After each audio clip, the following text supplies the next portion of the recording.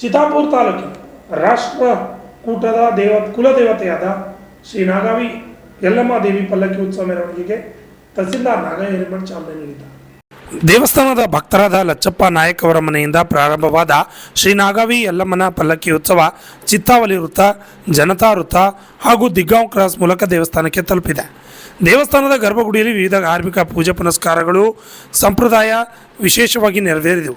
ಅಡ್ಡಲಿಗೆ ತುಂಬುವುದು, ನೈವೇದ್ಯ ಸಮರ್ಪಿಸುವುದು ಇಲ್ಲಿನ ಪ್ರತಿ ವರ್ಷದ ಸಂಪ್ರದಾಯ. ವಿವಿಧ ರಾಜ್ಯಗಳಿಂದ ಆಗಮಿಸಿದ ಸಾವಿರಾರು ಜನ ಭಕ್ತರು ದೇವಸ್ಥಾನದ ಸುತ್ತಲೂ ಬೀಡು ಬಿಟ್ಟು ದೇವರಿಗೆ ನೈವೇದ್ಯ ಕಾಯಿ ಕರ್ಪೂರ ಸಮರ್ಪಿಸಿ ಭಕ್ತಿ ಮೆರೆದರು.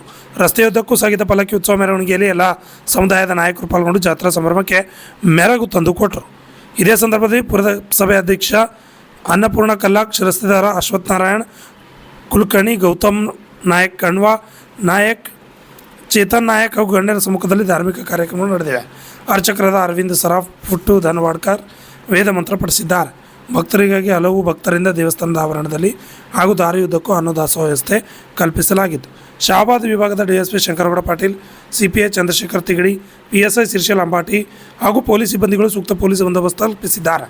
ಅಹಿತಕರ ಘಟನೆ ನಡೆಯದಂತೆ ದೇವಸ್ಥಾನದ ಸುತ್ತಲೂ ಸಿಸಿ ಕ್ಯಾಮೆರಾ ಕಣ್ಗಾವಲು ಅಳವಡಿಸಲಾಗಿತ್ತು. Annarai ಬೀವಣಿ, RJ32 Kannada news, Chittapur.